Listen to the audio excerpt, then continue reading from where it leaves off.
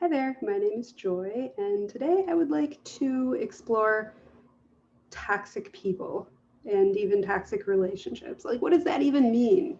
All right, so toxic literally means poisonous. And I think it's important to consider that what's toxic to one person may not be toxic to another. For example, chocolate is toxic to a dog.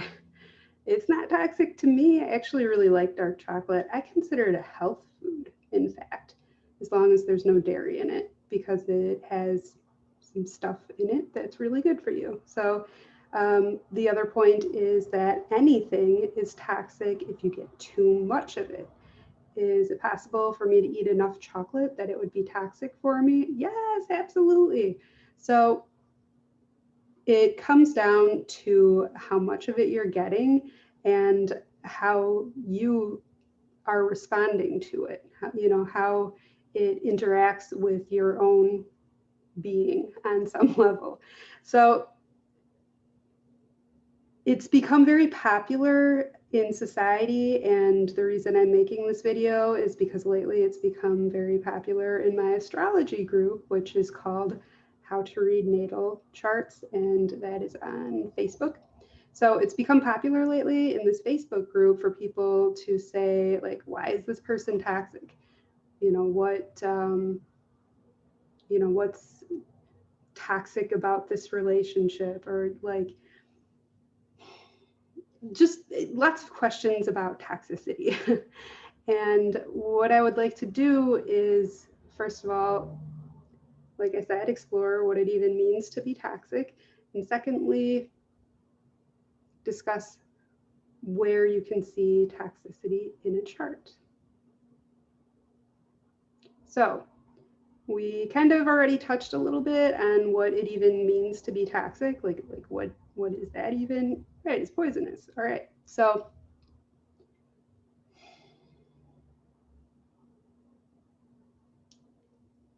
my perspective is that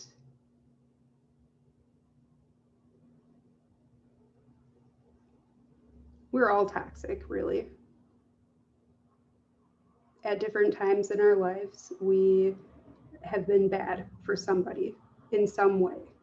And that's just how life is, especially when people are important to each other. Anytime there's attachment involved or expectation involved or just being in close relation, whether it's like a work relationship or just living in the same building or any kind of relationship, just being around the same person is going to at times cause issues. It's just how humans are.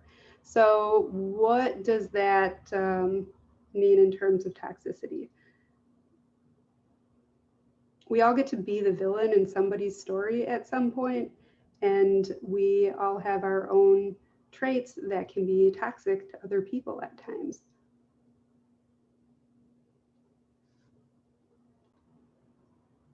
Are there people who are objectively more toxic than other people? Good question.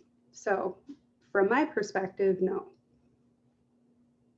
I have a radical approach to the subject of, just life in general, I guess.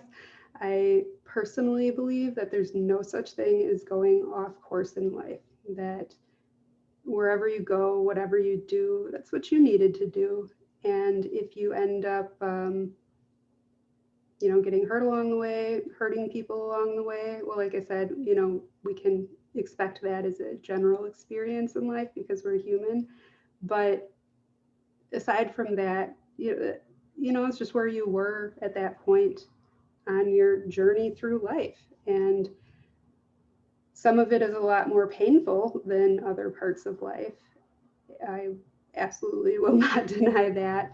But I don't think any of it is like inherently better or worse. There's just like, there's lots of ways that we can judge things as good or bad, better or worse if we want to do that. But There's nothing that's like objectively good or bad. Like it just is. And I don't want to like tangent into mysticism too much here because I'm going to like lose the people who are like, come on, tell me about these toxic people. And I want to know how I can avoid them. All right. So getting back to,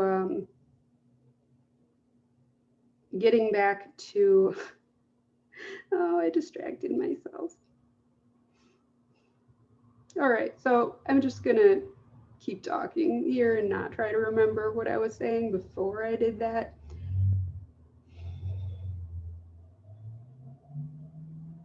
While I don't believe that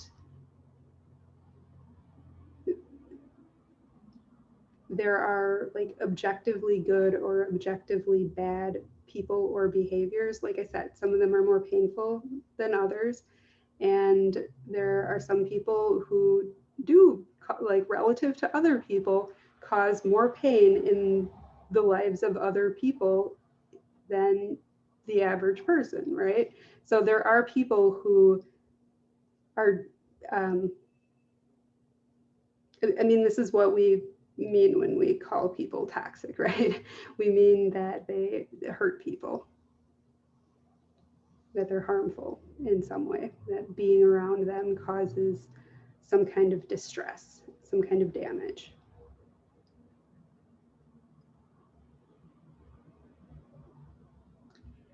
From my perspective, this is a reflection of their health, of their well-being. And yeah, there are certainly people who are healthier than other people and less healthy than other people. And yeah, certain really unhealthy people cause a lot of damage from a certain perspective. I kind of want to go back and say, but like, you know, it's all part of the oneness, and I'm going to refrain. So the question that I have for people when they post their chart and say, like, why am I attracted to toxic people? Or post an ex's chart and say, this person is really toxic. Like, what happened here? Like, you know, whatever. I'm thinking of this quote by Carl Jung that says, you're something along the lines of, your soul demands your folly, not your wisdom. And I would say to the people who tend to attract toxic people, or people that from their perspective are toxic or are toxic for them, or maybe, you know, like the general population would look at that person and say, wow, that is a toxic person. Like it would be a general consensus. So regardless of what it is, I would say, yeah, look at your own chart, or look into yourself, perhaps even better yet, and ask yourself why you're attracted to people that are going to hurt you. Because imprinting is a pretty powerful thing and it can be healed. I used to be attracted to depressive people, and I no longer am, like romantically attracted. I mean, that's not a thing for me anymore. And it was a very notable pattern in my life until I started doing my inner healing work and saw what was there, and, you know, took care of those hurting parts of myself and addressed it. And now I'm free of that pattern. So I think you can heal your imprinting, at least to some extent, a large extent. So I would definitely, you know, do that. And then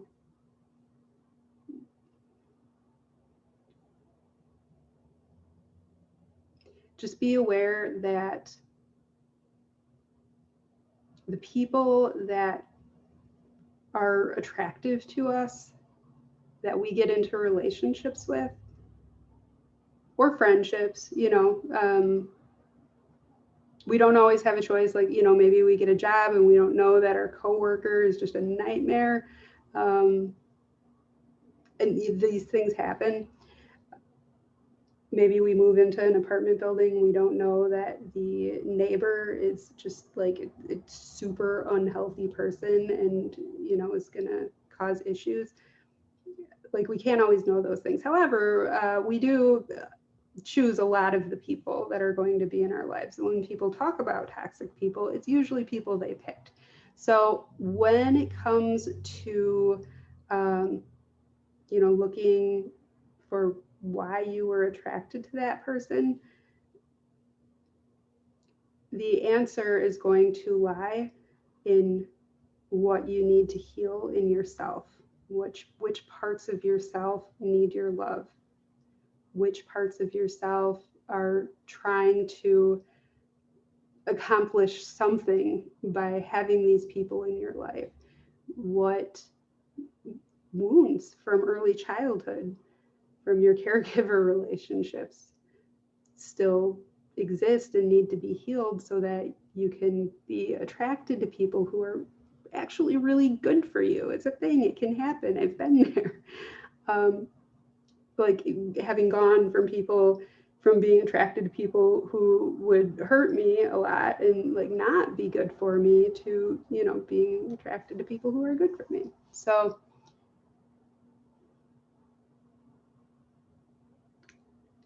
like I said, there's no such thing as going off course in life. If you're finding that you are getting into relationships with toxic people, it's an opportunity to see what you can heal within yourself. And when you do that, it's not going to just change, or I should say, it's not just going to change the types of people that you're attracted to and the types of relationships that you have. It's going to give you a whole lot more inner peace and comfort in your life too. And that is at least as valuable. I would say that might be, being comfortable with yourself and having inner peace and clarity and even inner, like deep inner joy. Like, that's something that possibly the most valuable thing anybody can find in life. So take those opportunities to do that healing work. If even if it's like, let's say it's the coworker that you didn't even know worked there and they're just really upsetting you, and you didn't choose to have this person in your life. Even then, if somebody is causing those kinds of issues for you, it means that something's being brought up inside you that is a wound from the past, and you have an opportunity to heal it now. So in a way, these toxic people in our lives are messengers. And that works regardless of whether they're like, standard levels of toxic. Like I said, we're all toxic at least some of the time to someone. So even, if it's like, pretty normal standard levels of toxicity, or like the really toxic people, either way, you have an opportunity to learn how you need more of your own love and how you can support and nurture and take care of yourself more deeply. So that is my stance on like what to do when you're dealing with toxic people. I also think that some people, it's kind of just like diving into stuff that I've already said more deeply, but some people need to learn how to have healthy boundaries, if you want to call them that. I don't usually call them that for myself anymore, but really it's just a matter of recognizing and honoring your own needs in a situation, and then communicating them in a gentle but direct way. Learning to do that, that's pretty priceless. And so then, what about charts? Like, where can we see toxicity in a chart? That is a wonderful question. And the answer is you cannot. You cannot see toxicity in a chart. You cannot look at a chart and know how healthy a person is. That is something that exists outside of astrology. You can look at a chart and see what types of challenges this person is going to have, what types of tendencies, what types of behavioral patterns. You can see the nature of wounding. You can see, the lessons that a person is going to need to work on in this life, but you don't know how healthy they are just by looking at a chart. Not a thing. It feels good to have said that. So if you are trying to use astrology to decide whether you should be involved with someone or not, don't look for toxicity in the chart and don't look for wellness in the chart. Trust yourself, If you are drawn to this person and it feels right to be involved with this person, then do it. Like, I don't care what's in the chart. I don't care if you've got like, your moon in conjunct their moon and Mercury square Mercury and like moon conjunct Mars and like Saturn conjunct Venus or the sun, or like I don't care. Like, no matter what's in the chart, I don't care if it's nothing but squares. No matter what's in the chart, if it feels right to go for it, then go for it. There's something there for you, I believe that each of us has an inner compass, and while it's really tempting to use astrology and other things like that, and all sorts of things, really, not just other things like that, all sorts of things, the brain is like constantly trying to come up with like, oh, I've got it. I know what I can do to make sure I'm never going to be hurt like that again. I just have to like follow this strategy. Like the brain, like that's all our brains do.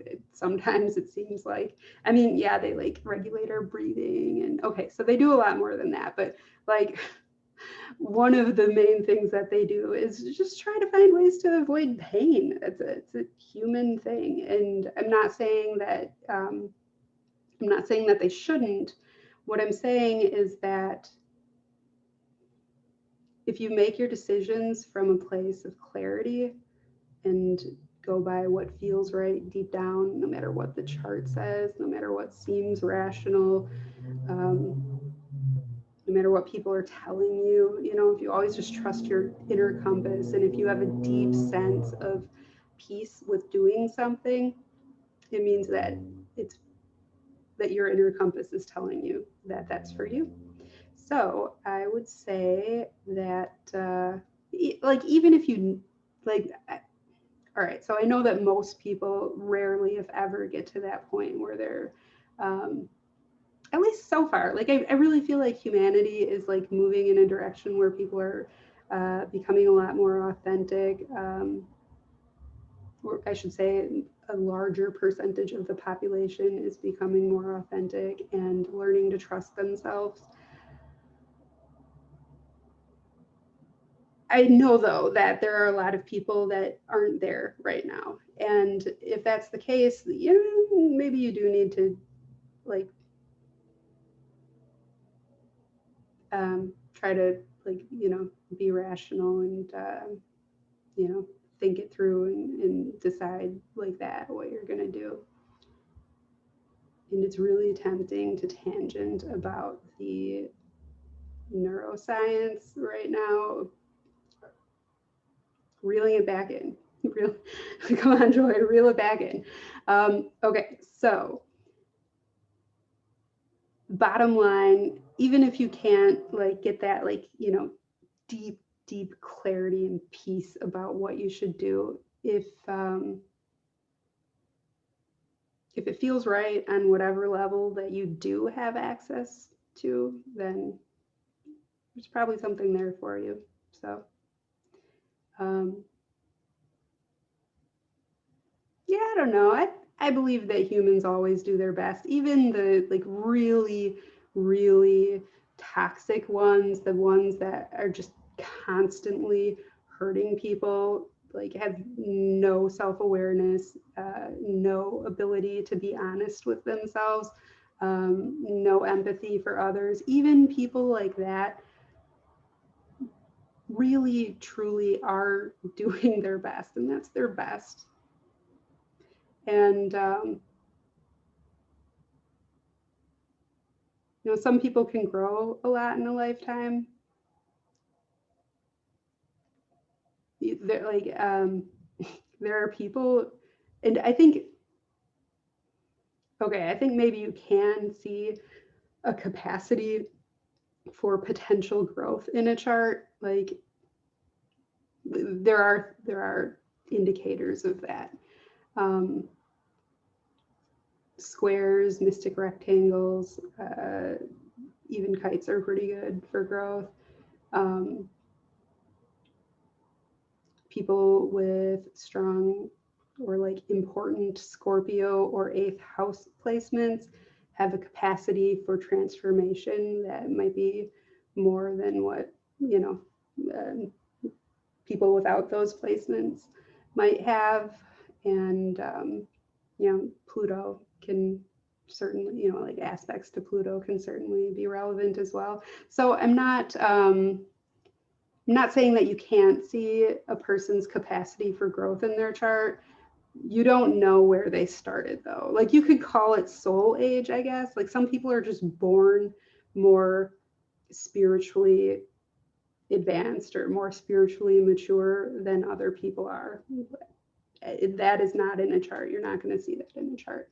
And you might be able to see like one's potential, inherent potential for growth in a chart, but that's just a natural tendency. Like even somebody who has like no Scorpio, completely unaspected Pluto, no squares in their chart, and like nothing in their eighth house, even those people could grow a lot in their life if they like really tune into their like core self, and there are things that need to be healed.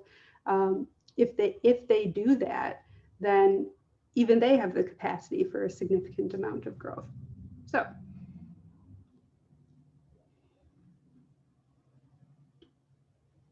you don't know where people are starting. You can see if they have a natural tendency for transformation and growth, but you can't tell for certain if they're going to grow or how much they'll grow. And there are plenty of people with plenty of Scorpio and Pluto and eighth house and squares, and there are plenty of people like that who do not heal and grow as they live their lives. They just become more dark and bitter and resentful. Like that's a thing too. So yeah, basically, like I'm kind of like exploring different possibilities of like how it might look, but it's kind of driving me crazy that my TV is like, sorry. Bottom line, you cannot see toxicity in a chart. You cannot tell how healthy somebody is in their chart. You cannot see soul age in a chart, and you cannot tell, like you can tell the nature of the issues that a person might have in their life, but you can't tell how much they've worked on them or how much resolution they might have found at any given point in time. And there's a higher and lower expression of every aspect, every placement. And you can be aware of the placement or the aspect and aware of the potential issues that might be there with it. But I think it's a good idea to also look at, what potential for growth is there, or like what the higher expression of that might be. And as always, I really think it's a good idea to being open to being surprised. The more I experience in life and the more I let go of what I think I understand and am willing to be surprised and just like be curious and open, the more I realize I don't know anything. I just said a lot of words that made it sound like I know things. I don't know things. I have like my perceptions, and if they resonate with you, then it means that there's something there there's something there for you. And okay, cool. But I don't know anything. Nobody knows anything. We might not even be alive. Like we or in like human form as we're perceiving it. Like all we really know is our own experience of the present moment, like our memories, our like concept of reality, like my coaster, like I can feel it in my hand. That doesn't mean it's real. That's not a thing. All right, I'm gonna back off the. I'm like really tangenting a lot in this one. I'm going to back off of the existentialism and mysticism and wrap this one up. Thank you for watching. I would love to hear your comments.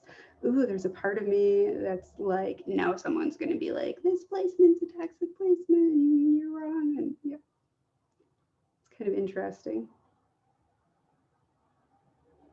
It's okay. It's okay if you want to say that. Just like nobody can tell me what I should think, I don't believe that can tell other people what to think. You can think whatever you want to think. Again, neuroscience might debate that. Didn't I say I was wrapping this up? Okay, thank you for watching. Thank you for listening to my tangent if you got this far. And I would love it if you would leave a comment. So